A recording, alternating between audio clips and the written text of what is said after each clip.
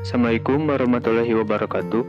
Di sini saya akan merangkum sebuah buku pengantar teori ekonomi makro kebijakan pemerintah di bidang ekonomi. Buku pengantar teori ekonomi makro karya Dr. Didit Dermawan bertujuan memberikan landasan pemahaman kepada siswa sebelum melanjutkan pembelajaran ekonomi mikro. Makroekonomi mempelajari pengelolaan dan pengendalian perekonomian dalam skala luas, mencakup variabel-variabel seperti pendapatan nasional, investasi, inflasi, serta kebijakan fiskal dan moneter. Buku ini diharapkan mampu membantu pembaca memahami dasar-dasar teori ekonomi makro sebagai acuan untuk menganalisis dan mencari solusi terhadap berbagai permasalahan ekonomi.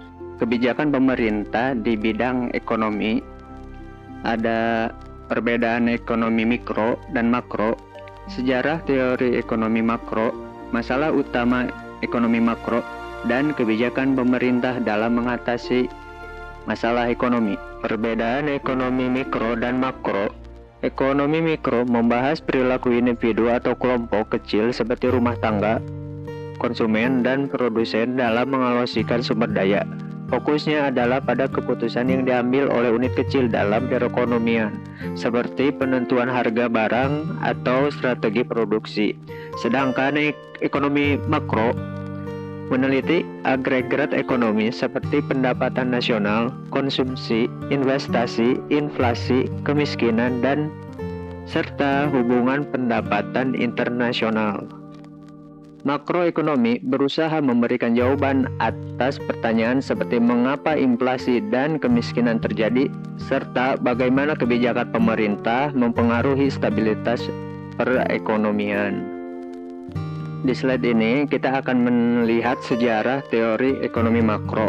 Di era depresi 1920 sampai 1930, dunia mengalami depresi besar yang ditandai dengan kemerosotan perekonomian di Amerika Serikat dan Eropa.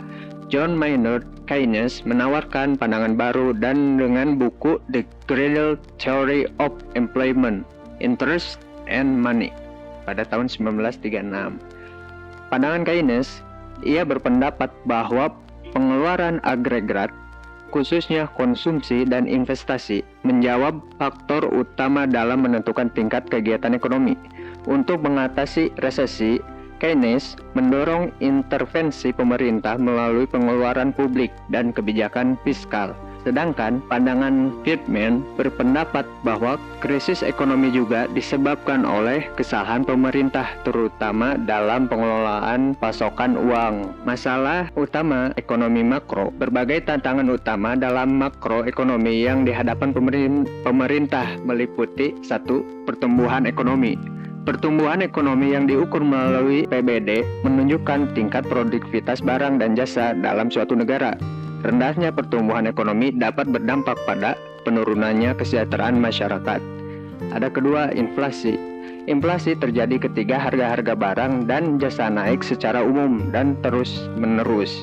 Ada 3 jenis inflasi. Yang pertama, inflasi tarikan permintaan. Terjadi karena permintaan agregat lebih tinggi daripada kapasitas produksi. Yang kedua, inflasi desakan biaya disebabkan oleh kenaikan biaya produksi. Yang ketiga, ada inflasi di impor akibat kenaikan harga barang impor yang penting dalam produksi. Yang selanjutnya ada pengangguran. Tingginya gangguan disebabkan oleh gangguan antara jumlah tenaga kerja dan ketersediaan lapangan kerja. Hal ini sering terkait dengan lambatnya pertumbuhan ekonomi. Yang kelima, kemiskinan dan kesejahteraan pendapatan. Masalah distribusi pendapatan seringkali diperparah oleh ketimpangan ekonomi. Pemerintah perlu memastikan bahwa hasil pembangunan dapat dinikmati seluruh masyarakat. Kebijakan pemerintah. Di slide ini, kebijakan pemerintah untuk mengatasi masalah perekonomian. Untuk menghadapi berbagai permasalahan tersebut, pemerintah menggunakan beberapa kebijakan. Yang pertama, kebijakan fiskal. Mengelola pendapatan dan pengeluaran negara, termasuk pajak dan anggaran belanja untuk mempengaruhi aktivitas ekonomi. Contohnya, alokasi anggaran untuk pembangunan infrastruktur. Yang kedua, ada kebijakan moneter. dikelola oleh Bank Indonesia.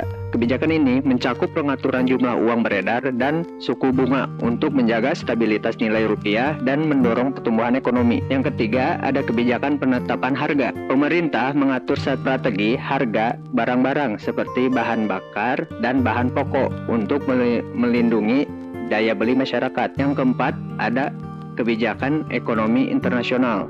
Kebijakan ini mencakup pengelolaan perdagangan internasional, nilai tukar mata uang, serta neraca pembayaran. Contohnya adalah subsidi ekspor untuk meningkatkan daya saing produksi nasional. Untuk kesimpulan, buku pengantar teori ekonomi makro menjelaskan bagaimana pemerintah mengatasi masalah ekonomi seperti inflasi, kemiskinan, dan pengangguran melalui kebijakan fiskal, moneter, dan perdagangan internasional. Makroekonomi membantu menganalisis kondisi ekonomi secara keseluruhan untuk mencapai stabilitas dan kesejahteraan masyarakat. Sekian dari saya. Assalamualaikum warahmatullahi wabarakatuh.